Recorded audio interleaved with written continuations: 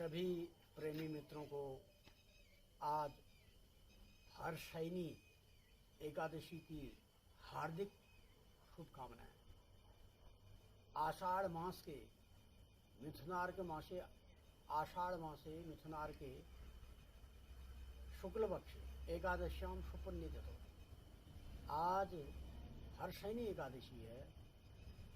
आप जानते हैं हरिशैनी शाब्दिक अर्थ है हरि का शयन करना, हरिशैनी। और इससे कुछ समय बाद लगभग 4 महीने में कार्तिक शुक्ल पक्ष एकादशी को दीपावली के बाद हरिबोधिनी एकादशी होगी। हरिबोधिनी, बोध का मतलब जागृत होना। तो ये हर्षैनी एकादशी भगवान विष्णु का शयन करना, ये एक बहुत बड़ा पर्व भी है। वैसे तो तुलसी बत्ती रोज देनी चाहिए, लेकिन अधिकतर लोग आज तुलसी को घर में लगा करके सायंकाल को दीपक देते हैं तुलसी में। तुलसी क्योंकि विष्णु प्रिय है, तो इसलिए विष्णु प्रिया है, इसलिए तुलसी का ही विशेष महत्व यहाँ पर होता है। इन्हीं शब्दों के साथ मैं आपको एक आध्यात्मिक और सत्संग संबंधी कार्यक्रम का वर्णन करने जा रहा हूँ। मेरा कार्यक्रम विशेष ज्योतिष और अध्यात्म से लेकर के राष्ट्रीय संत, इन पर मेरा दृष्टिकोण ज़्यादा रहता है, जिससे हम कुछ सीखते हैं, समाज के लिए कुछ प्रेरणादायक, जिनके कुछ कर्तव्य और कर्म हुए हैं, जिनसे कुछ शिक्षा हमें मिलती है, जो समाज सुधार के लिए विशेष उपयोगी होते हैं। ऐसे एक महाराष्ट्र में संत थे तुकडोजी, राष्ट्रीय संत, बहुत बड़े सांस्कृतिक, आध्यात्मिक, धार्मिक और ईश्वर भक्त भी थे, समाज सुधारक और संत थे। उनका एक अपना रहने का जो आश्रम था, उस आश्रम में उनके अनेकों शिष्य उनसे ज्ञान प्राप्त करने के लिए आते थे, दीक्षा लेते थे।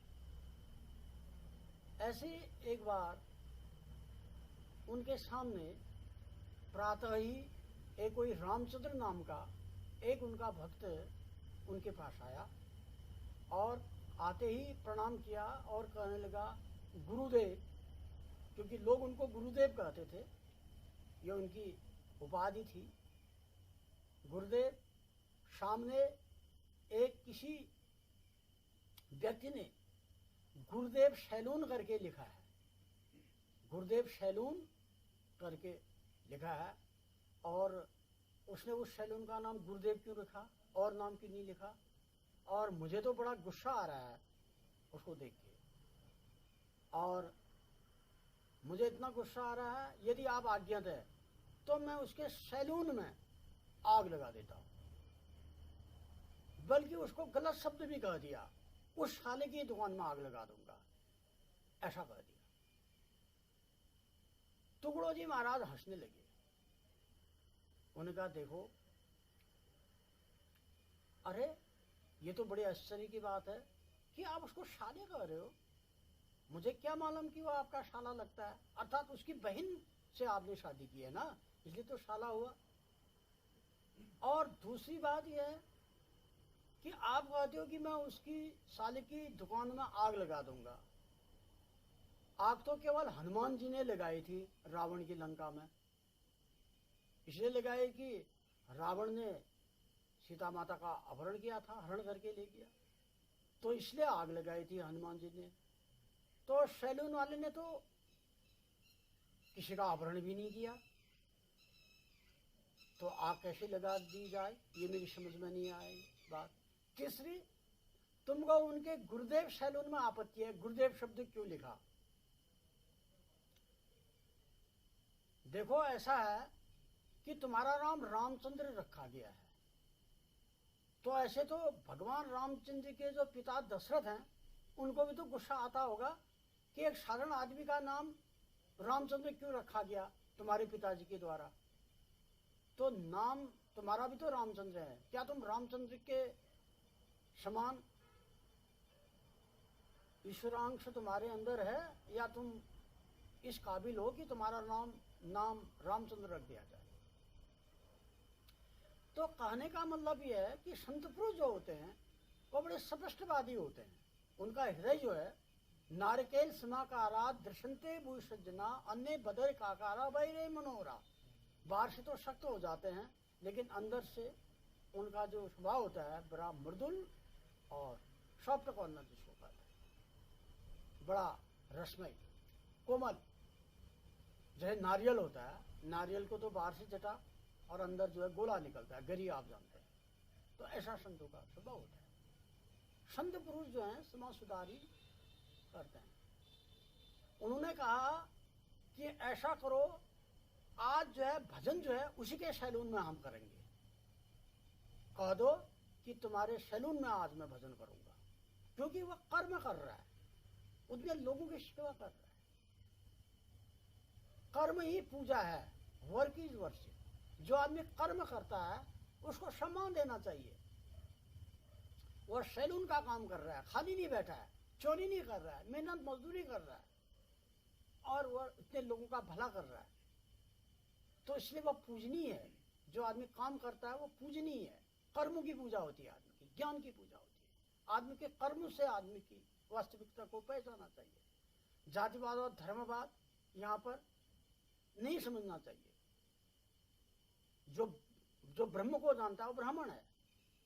ब्राह्मणो भज कर्मणा, चाहे किसी भी जाति का हो। ब्राह्मणोषि मुखमाशी बाहु राजन्या करता और उतदवैश्यम शूद्रो बद्विभागम आ जाए। तो ये 4 वर्ण व्यवस्था जो है ये बनाई गई है हमारे शास्त्रों में। तो आदमी को कर्म प्रधान विश्व रज रहा था, जो जस करे तस फल सागा।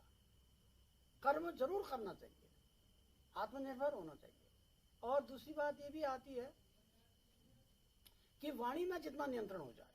सरस्वती,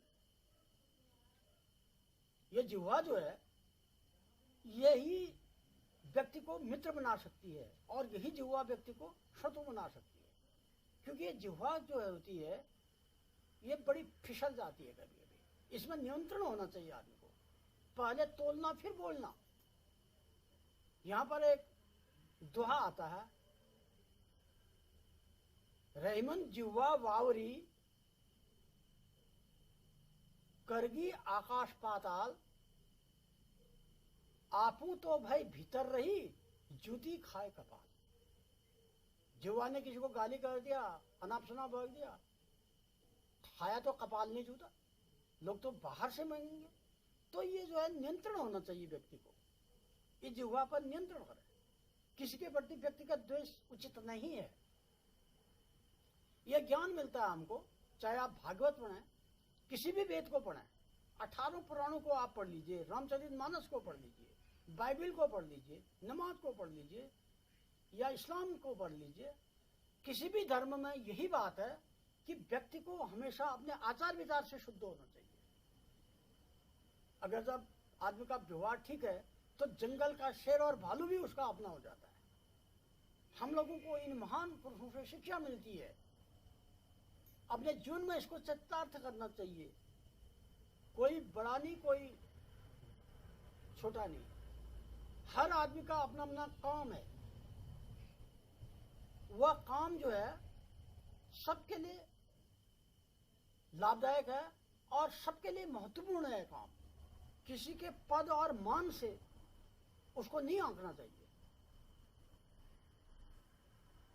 जो काम करे, हर आदमी का अपना महत्व है। जितने भी कारीगर लोग हैं, एक मिस्त्री से लेकर के बड़े बड़े उद्योगपति, बड़े बड़े बिल्डर्स, इनका अपना अपना स्थान है। बिना मिस्त्री के भवन निर्माण नहीं हो सकता। मोची जूता सिलता है, उसका अपना महत्व है। दर्जी कपड़ा सिलता है, उसका अलग सम्मान है।